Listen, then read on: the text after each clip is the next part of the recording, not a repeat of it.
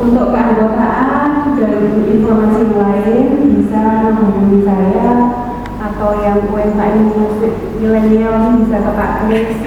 Kalau yang Boomer sama Gen Y ke saya. Yang kedua, pernah nggak punya pengalaman apabila suatu waktu produksi itu gagal? Karena saya pengen roti yang hari ini cukup sampai hari ini, jadi nggak ada yang roti buat dijual lagi besok. Pernah nggak sampai kolek dana cadangan tersebut? Oh pernah, kalau karena waktu itu mengatasinya gimana? pilih papanya. Cari investor. Oleh ibu-ibu yang butuh pendanaan, saya sarankan di CUBG lewat CSD cuma 500.000. Terhadap pemberdayaan UMKM, karena memang pesan dari KJ itu kita harus memberdayakan.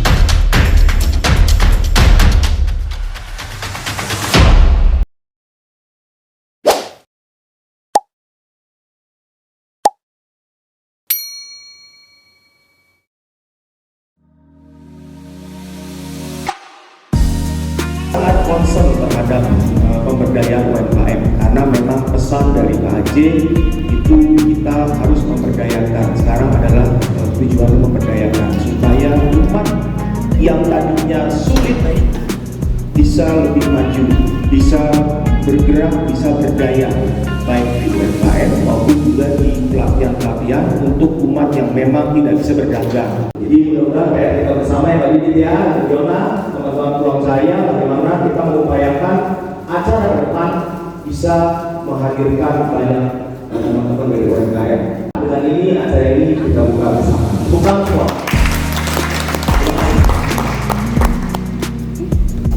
Selamat pagi Bapak Ibu. Pagi Bapak Ibu. Ya, kalau lagi nanti kita akan dengar ini Ibu Melanie Big Kevin yang akan berbagi pengalamannya. Saya belum lama juga baru aja pesen roti Big Kevin. Waktu itu untuk kategori A. Saya memang pas nggak bisa ikut acaranya. Jadi yang terima adalah teman di kategori A. Belum kenal dia dengan Big Kevin. Terus begitu dia terima, dia fotoin, kirim ke WA. Vio, cakep banget rotinya. Jadi luar biasa. Kalau teman-teman udah ada yang kenal atau siapa yang udah kenal Big Kevin? Ada yang belum kenal Big Kevin? Kalau lihat rotinya tuh menu fluffy, chubby gitu pokoknya, dan enak pasti tentunya itu. Ya itu makanya jadi nggak sabar nih ya kita mau dengar sharing dari Ibu Melanie. Dia kuliah atau dia kosong, saya tanya, kamu kosong nggak? Atau kosong bantuin saya? Itu jadi dia pakai. Itu pun berarti hasil kayak ya kita dia ngikutin cara kita dikit-dikit. Pertamanya nggak langsung dikasih, pertamanya cuma bantuin beres-beres. Di depan adalah usahanya semakin besar, semakin berkembang. Di tahun 2024 penjualannya semakin meningkat. Yang kedua, pernah nggak punya pengalaman apabila suatu waktu produksi itu gagal? Waktu produksi gagal, terus bagaimana mengatasinya? Berpacu dengan waktu, harus segera dikirim. Terus barang itu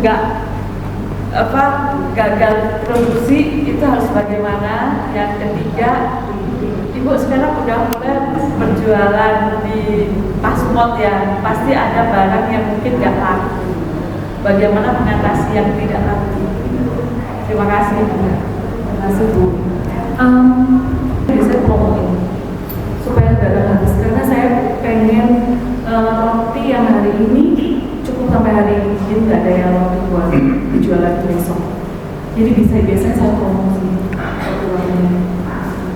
Terus kalau yang gagal produksi itu sering.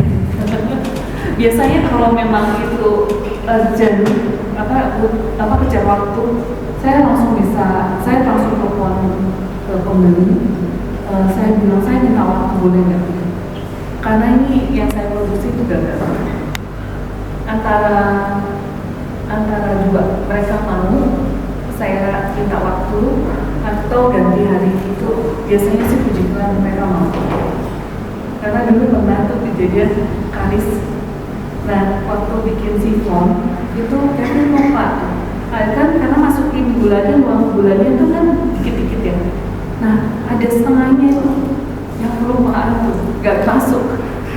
Sampai udah jadi mantap, waktu dia beres-beres dia bilang, "Mah, kurang setengah nih," katanya. Saya telepon Bu Ida, ini bikin sifon tapi gulanya setengah cuma karena Kevin lupa, sisanya gak dimasukin. Terus kata dia, ya udah nggak apa-apa, kata dia gitu. Saya minta waktu ya, saya bikin lagi. Iya, dia bilang. Jadi mundur waktunya, terus saya bikinin lagi. Nah tapi ternyata produk yang gagal itu sekarang jadi bikin kalau sugar pakai produk itu bukan itu. Karena ternyata waktu dicobain sama Bida, ini enak loh katanya. Karena ini rasanya juga lebih nggak manis katanya gitu.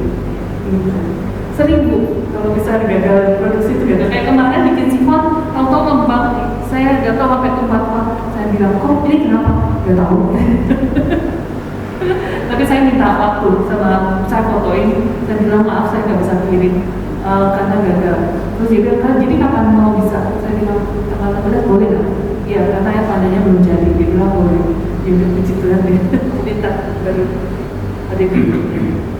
Jadi harus terang, dokumen, adanya, dan minta waktu gitu ya. Kalau misalnya puji Tuhan nggak pernah sampai customer-nya menolak gitu, belum pernah.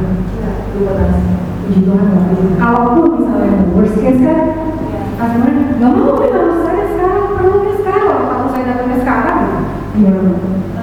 Paling saya tanya itu biasanya kan mereka langsung punya pertimbangan, ya udah aku ngambil orang lain aja. Dan kalau sudah ada orang lain biasanya, jadi itu berarti uang sebenarnya enggak. Saya biasanya kadang setelah barang gitu, setelah barang kirim. Tapi dia memang belum bayar dan belum ada DP, belum ada. Dan kalau misalnya ada, ya waktu dulu awal-awal yang kalau barang itu ada bahan yang gak ada, yang habis ya. Dulu waktu awal mulai usaha itu kadang cari ini gak ada, tapi keuntungannya dengan gak ada barang kan saya jadi beli merek lain kan. Nah dari merek itu saya tahu, oh ternyata rasanya lebih enak loh gitu. Jadi berubah terus, oh ini yang enak nih. Karena kalau misalnya bikin roti, bikin masakan itu kita harus pegang mereknya.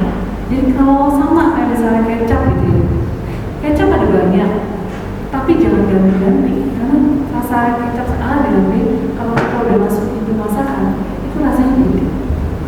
Jadi tetap semua mereknya sama semua gitu.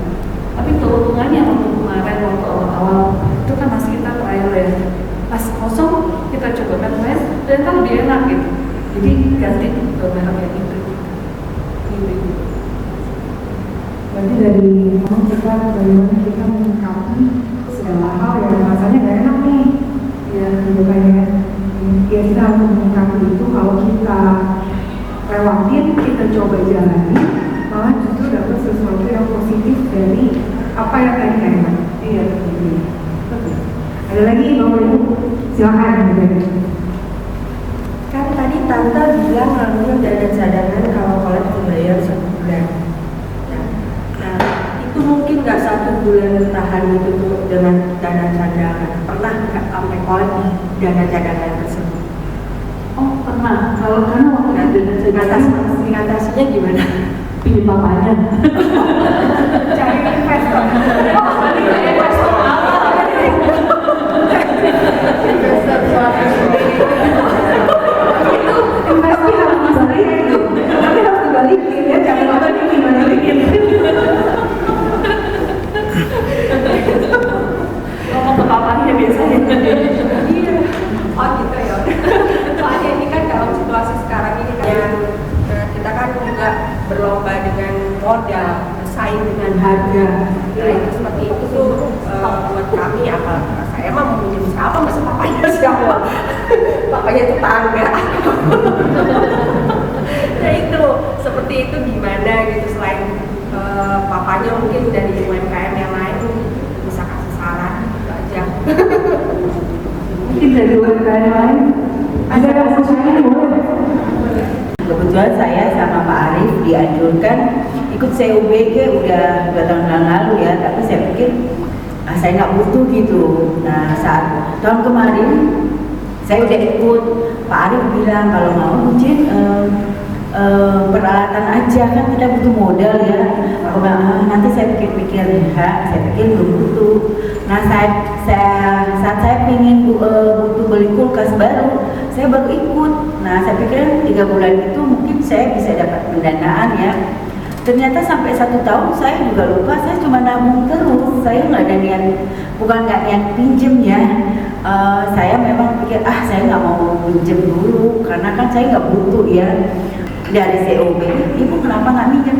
Saya bukan nggak butuh ya, mungkin nggak butuh banget, nggak pas. Akhirnya saya memang dari UMKM aku beralih ke tabungan pendidikan. Nah, dari Pak Arif memang Bu Jen coba koordinasi kalau ada UMKM berat untuk nabung 1 juta kan di awal itu bisa kita cuma dibantu PSN 500.000. Jadi kalau ibu-ibu yang butuh pendanaan, saya sarankan di CUBG lewat PSN cuma 500.000. Dan kemarin saya udah ikut sarasihannya, itu sangat membantu ya buat UMKM. Saya juga sih sempat setahun itu pikir nggak butuh gitu, tapi kesini-sini ternyata ada saatnya kita mungkin terdesak, kita nggak bisa pinjam di mana, dan itu COBG sangat membantu. Mungkin memang sekarang pelayanan masih di Pamulang, tapi kedepannya kan rencana kalau udah banyak akan dibuka di Serpong. Untuk sementara kan pelayanannya 2 minggu sekali di rumah PSM, dan dia selalu basah, tapi kita mungkin malu ya, nanti dikira meminjem. Saya pikir tuh UMKM butuh modal gitu. Kadang apalagi susah ya di awal. Terus saya juga kadang kurang modal ya. Aduh kalau masih PO mungkin Bu Melani udah ada dana cadangan. Saya pasang suruh dana cadangannya gitu. Kadang ada, kadang enggak. Nah kalau pas orderan besar, istilahnya apalagi bahan-bahan naik, saya butuh modal, kemana saya mencari. Nah kalau udah di PSE itu udah 3 bulan itu bisa dapat dana 5 juta. Itu aja ya, bukan promosi ya. Saya pikir kenapa kita nggak ikut. Mendadak, kebutuhannya mendadak. Kalau udah kepepet baru deh cari-cari. Nah itu loh, itu yang jadi penyakit. Saya mau tanya justru ke Bu Melani, Bu, awal mulanya untuk disiplin itu susah kok Mbak? Susah banget Pak. Susah pakai banget. Nah justru itu Bu, Bapak Ibu, jadi disiplin itu yang susah pakai bangetnya itu. Karena ya Pak, tadi saya dengar dari Bu Melani sendiri bahwa ya kalau udah pinjam dana dari rekening satunya ya harus balik gitu loh. Nah itu kadang-kadang seringkali kita nggak lakukan hal seperti itu. Bahwa udahlah orang masuk kantong kiri keluar kantong kanan kok sama aja. Gitu. Tapi padahal tidak bisa begitu ya Bu ya. Gitu. Dan di perjalanan nanti Bapak Ibu semakin besar itu akan semakin pusing kepala gitu. Jadi kalau dari kecilnya saja tidak disiplin, makanya akan kesulitan. Nah, kenapa saya juga tadi mempromosikan CU adalah salah satu untuk membiasakan diri kita untuk disiplin tadi. Jadi keuangan apabila perlu keperluan mendadak keluarkan, dan apabila harus kembalikan ya harus kembalikan, harus bayar gitu loh. Nggak bisa kita bilang nanti dulu deh gitu. Justru yang kita jadi pengusaha ini tuh harus banyak berdoa. Karena seringkali yang banyak faktor-faktor X itu yang nggak terkira. Apakah Bu Melani dulu berencana BKFIT bisa sampai maju sebesar ini Bu? Nah justru itu. Tapi Tuhan yang kasih jalan itu semua. Tuhan yang kasih jalan itu semua, bahwa sulitnya atau banyak enak ya Bu?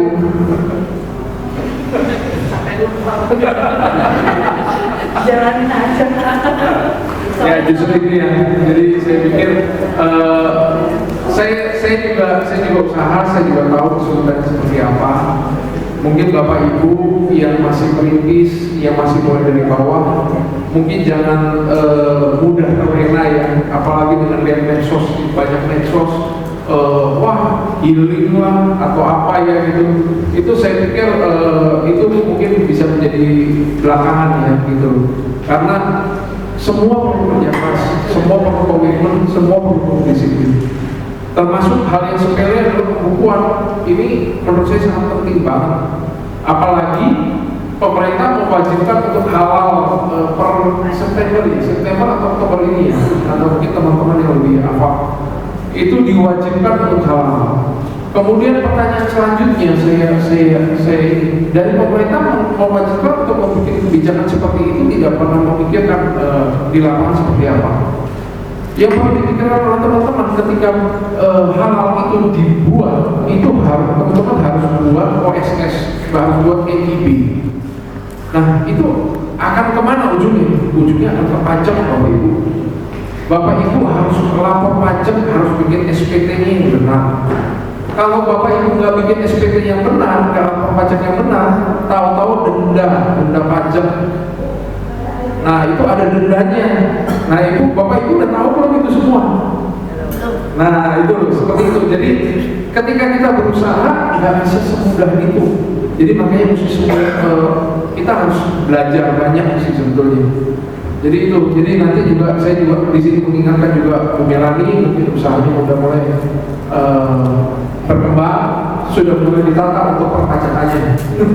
Karena saya juga nggak ingin bahwa teman-teman di Monika yang sudah mulai berkembang terus nanti kena problem di pajak dan wah pusing kepala gitu. Karena dendanya kadang-kadang nggak sedikit, bisa sampai ratusan juta, bisa ada sampai kena miliar, itu ada.